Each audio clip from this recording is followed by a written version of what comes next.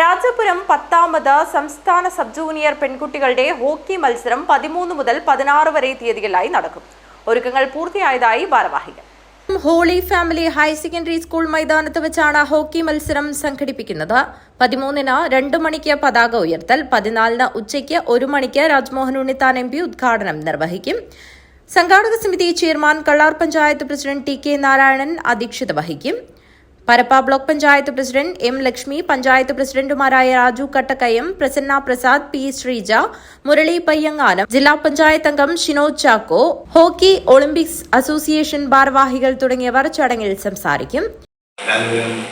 Holy Family Higher secondary സ്കൂളിൽ വെച്ച് 13, 14, 15, 16 തീയതികളിൽ നടത്താൻ വേണ്ടി തീരുമാനിച്ചിരിക്കുകയാണ്.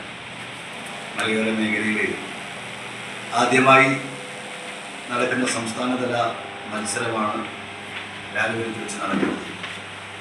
ഈ മത്സരം വിദ്യാർത്ഥികൾക്കും അതുപോലെ തന്നെ യുവജനങ്ങൾക്കും ഏറെ പ്രയോജനകരമാകും.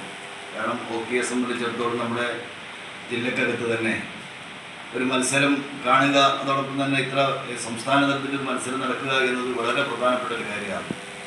അതിൽ പ്രധാനമായും മലയോര മേഖലയെ തന്നെ തിരഞ്ഞെടുത്തത് വളരെയധികം സന്തോഷകരമായൊരു കാര്യം കൂടിയാണ്.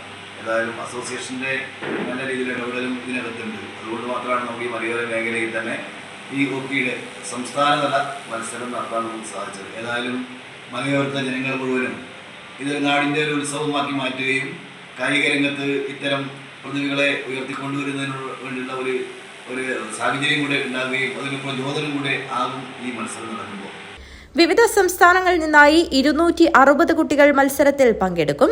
വാർത്താ സമ്മേളനത്തിൽ സംഘാടക സമിതി ഭാരവാഹികളായ TK Narayanan, C Rekha, MM Simon, Saji Mathew, M Achuthan, Sreekanth Panathady, Alphy George എന്നിവർ പങ്കെടുത്തു.